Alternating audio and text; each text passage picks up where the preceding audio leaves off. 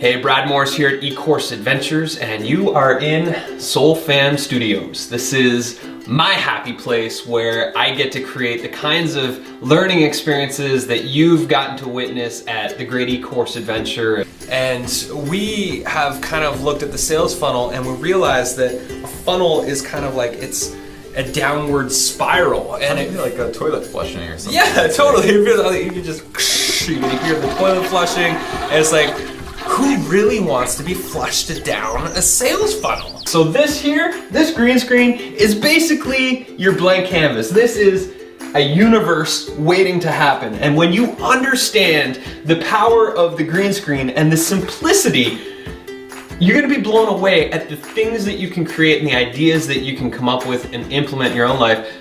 You seeing this? Guys, it's Launch Summit. We're so close. We're almost there. So last week we launched the epic eCourse rap battle where Slick Rick battles B-Rad in a rap battle to take over the e-learning industry. So first things first, you gotta make a course. So slap together a PowerPoint and PDF resource. Come on, Rick. That's your advice? To make a half-assed e-course without thinking twice? And so while we were here in the studio that night, I just turned the camera on Blair to ask him to give some tips on how to do proper lighting, because if you're not lighting your green screen properly, then you're gonna run into a whole bunch of problems and the quality of what you create is not going to be as awesome as you want it to be. So here's Blair, and Blair's gonna support you with the green screen lighting. Hey eCourse Adventurers, my name's Blair. I've been working with the eCourse Adventure behind the scenes, as you might know by now, helping create the worlds, and I'm about to give you some tips on lighting and green screen work. So some of the things that you want to look at is lighting up your subject so you can actually see me. The other thing is lighting up the green screen so it's consistent. So you might be able to see, depending on the video, there's a few spots that are not being lit up properly. If we had a wide angle right now, this would be a problem up over here in this corner.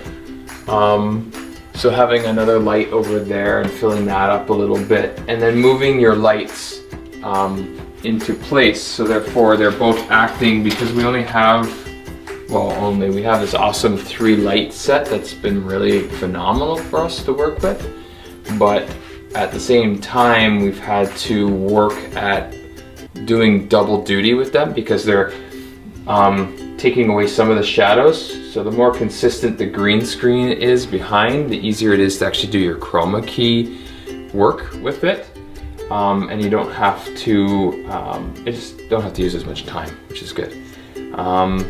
So little things like wrinkles, you'll play with it and see, and you might have to fix it a little bit, but that's not too bad actually. So that's it, and so you want a nice consistent light. Now when you get too close to the green screen, you can start seeing my shadows, and that will be an issue, and you'll look like it'll give you the sense of depth between you and whatever's behind you, which will give it away that you're not actually in that space. So you want to be able to move where there's no shadows. So if I'm here, that's probably pretty good now, but I'm starting to get dark because I'm starting to get behind the lights, as you can see. So you want, this is the ideal lighting for me, but not for the green screen. So moving everything back will be more ideal.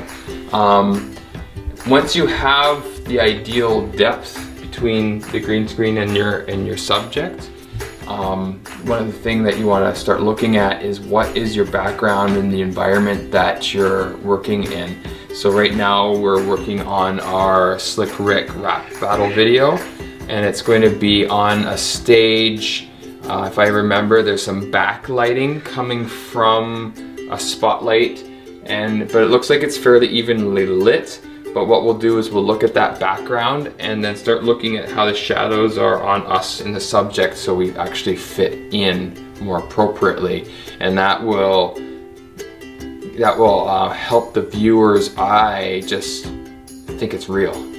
And so therefore, when we've done things with the Great eCourse Adventure and the sun is in the picture coming from over here, then we want this big top light coming from that direction. So my shadows on the face will also match the shadows that are occurring in the scene, which are very important things. So understanding where is the light coming from and then moving your lights that way. So this scene's going to be fairly dark, yet it's on stage, so we can kind of get away. It'll be an easy one to work with in this regard, because you know, stage lighting is to light up your subject, but we could also get away with it being a little darker too. So we'll play with it, then we'll open up your laptop and look at the background. But that's an important part of lighting. So that's it. Once you get your green screen up, set your lights up, watch this video again to remind yourself before you start shooting. And one of the most important things is you just need lots of lights. As you can see right up here, we've got a row of lights. We found those at the garbage dump, and then we rewired them and hung them up. It literally took a few hours from start to finish. And then we got this simple lighting kit, which is a photography lighting kit we got on Amazon. And other than that, you know, a giant piece of green fabric that costs like $25, $30 on Amazon as well.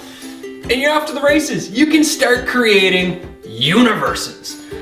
We want to see what you're building, what you're doing with your green screens at home. So post some videos, send us some emails. We would love to hear from you. We'd love to see what you're creating and to support you in that process of self-discovery and creativity. This is supposed to be creative. So watch more of our videos, check out more of our blog links, all that sort of stuff.